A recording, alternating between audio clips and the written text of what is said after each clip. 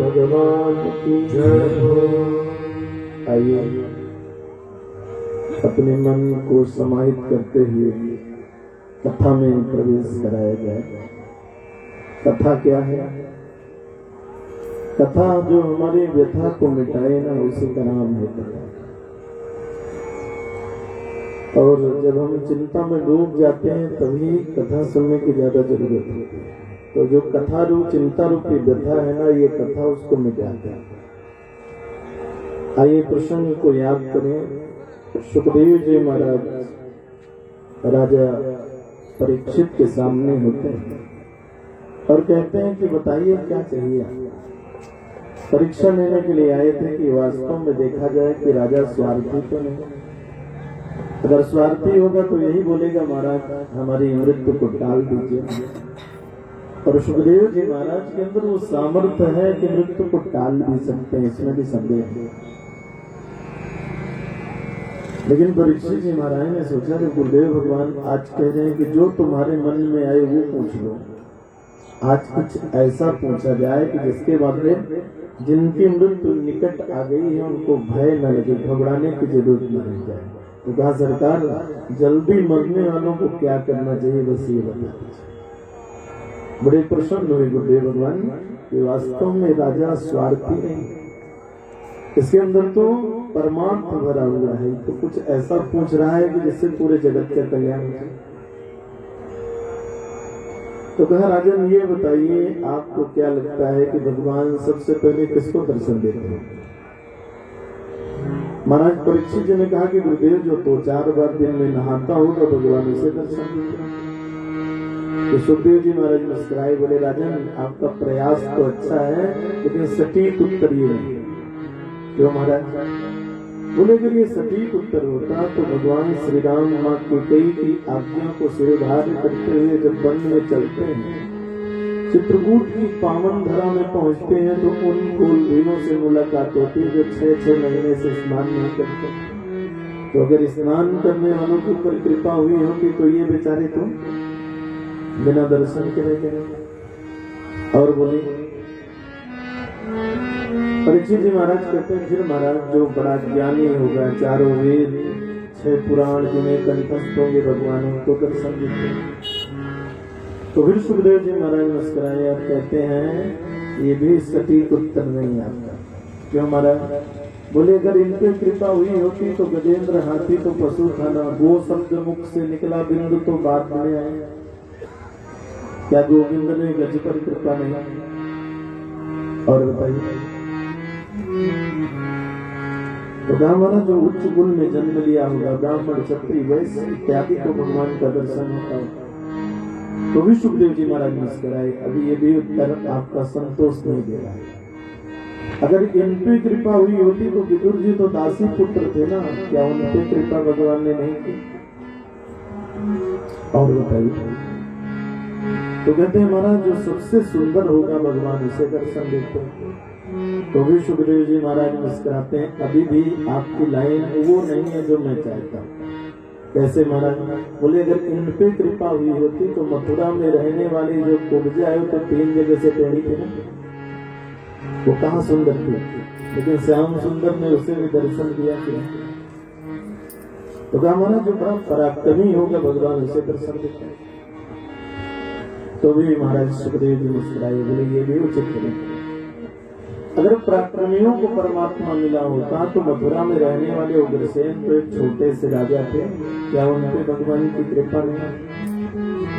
और बताइए परीक्षित जी महाराज कहते हैं अब तो मेरे हिसाब से एक ही व्यक्ति बचा है जो करोड़पति और अरबपति होगा भगवान इससे दर्शन। सुखदेव जी महाराज मुस्कुराए, बोले इन पे कृपा हुई होती तो सुदामा जी कितने बड़े करोड़पति थे, सुबह भोजन हो जाए तो शाम का ठिकाना। तो क्या भगवान ने उन पे कृपा नहीं किया? बोले राजन, व्याघ्रस्य चरणं ध्रुवस्य च वयं विद्या गजेन्द्रस्य का कह जाति विदुरस्य यादवपते उग्रस्य किं पौरुषम् उपजाया किमु पत्ररूपमधिकम् किं ते सुदानो धनम्। फिर भगवान क्या देखते हैं? बोले भक्त्या तुष्यति केवलम परमया भक्ति ही प्रियो माधवः। परमात्मा से संबंध जोड़ने का एक ही नाता है, सहारा है, वो क्या है? भक्ति। जब हम भक्ति में होते हैं तो परमात्मा बहुत ही जल्दी हमारे सन्निकट आ जाता है, समीप आ जाता है। सुखदेव जी महाराज के द्वारा राजा परीक्षित जी को जब समझाया गया तो परीक्षित जी महाराज कहते हैं, विदुर जी दासी पुत्र, मुझे विदुर की कथा सुनने का मन हो रहा है। पांडवों को लक्षागृह में जलाने का षड्यंत्र किया जा रहा था कौरवों और कौरव के सेना के द्वारा। उस समय विदुर जी महाराज वहां के महामंत्री थे। आज विदुर जी महाराज कहाँ पे पहुंचते हैं? अपने राजा महाराज धृतराष्ट्र के पास और बड़ा सुंदर नीति से निवेदन किया।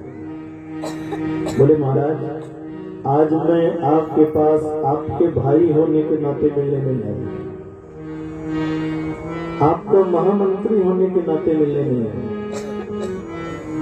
और अगर समझे तो मैं इस नगर का एक सामान्य नागरिक होने के नाते आपसे मिलने आया हूँ। और ये कहना चाहता हूँ कि महाराज, किसी भी अन्याय के पेड़ में न्याय का फल नहीं लगता। और महाराज नीति कहती है कि अगर एक गांव के नष्ट कर देने में पूरा राष्ट्र सुरक्षित रहे ना, तो बिना मोह किए उस गांव को नष्ट कर देना चाहिए। घर में कोई एक व्यक्ति ऐसा हो जिसको अलग कर दिया जाए तो घर में सुमति बनी रहे, तो बोले उसमें मोह न करते हुए उसको अलग कर देना चाहिए। विदुर जी महाराज कहते हैं धृतराष्ट्र से कि राजन, आपकी बाहर की आंखें तो विधाता ने दी ही नहीं थी, पता नहीं किन कर्मों के आधार पे, लेकिन जो अंदर की आंखें थी उनको भी आपके पुत्र दुर्योधन और साले शकुनी ने बंद कर दिया। और महाराज शायद आप सोचते हो कि भूल है, आप बड़े हैं इसलिए वो आपका सम्मान करते हैं, ये सोचिए। इसलिए महाराज ये अत्याचार, इस अन्याय को रोकिए। उसी समय महल में कौन प्रवेश करता है? दुर्योधन। और दुर्योधन बाहर खड़ा होकर बातें सुन रहा था, बड़ा आवेश में आया। और जब इतने क्रोध में आ जाता है ना, तो सारी मर्यादाओं को भूल जाता है कि हमें किसको क्या बोलना चाहिए। देखिए, जोश तो आए लेकिन होश का भी ध्यान देना चाहिए, नहीं कि जोश आए तो होश एकदम ही भूल जाए। दुर्योधन ना विदुर जी को किन शब्दों से संबोधित कर रहा है? दासी पुत्र विदुर, मेरी ही कृपा से तुझे मंत्री का पद मिला है और मेरे पिताजी से मेरी ही बुराई कर, हट जाओ, आज के बाद महल में प्रवेश नहीं कर। लेकिन महात्मा विदुर मुस्कुराते हैं। जो धार्मिक लोग होते हैं, अच्छे लोग होते हैं ना, तो किसी दुष्ट की भाषा को भी ना अच्छी मान लिया। जैसे एक महात्मा जी का नियम था हर रोज गंगा में नहाना, और एक सज्जन का नियम था कि महात्मा जी जब नहा के जाए तो उनके ऊपर थूक दिया जाए। पर महात्मा जी झगड़ा नहीं करते, जाए डुबकी लगाए फिर चले जाए। एक दिन उस व्यक्ति ने क्या किया, जितने बार महात्मा जी स्नान करके आए थूके, फिर लौट के आ जाते थे, फिर थूके। महल में प्रवेश नहीं करना। विदुर जी कहते, बेटा हमने ऐसी कोई बात तो नहीं कही कि जो न्याय के विरुद्ध हो। या नीति से अलग हो, लेकिन आप कहते हैं कि महल में मत आइएगा तो नहीं आए। विदुर जी अपने महल में पहुंचे और अपनी धर्म पत्नी विदुरानी से कहा कि चलो चलते हैं। कहाँ चलना है? बोले देखो देवी, नीति कहती है कि जिस राज्य का राजा ही अत्याचारी हो जाए ना, उसके राज्य के सुख को छोड़ करके भले ही जंगल की पथरीली और कंकरीली जमीन में विश्राम कर लिया जाए, रह लिया जाए, लेकिन उस राजा के उस सुख को नहीं अपनाना चाहिए।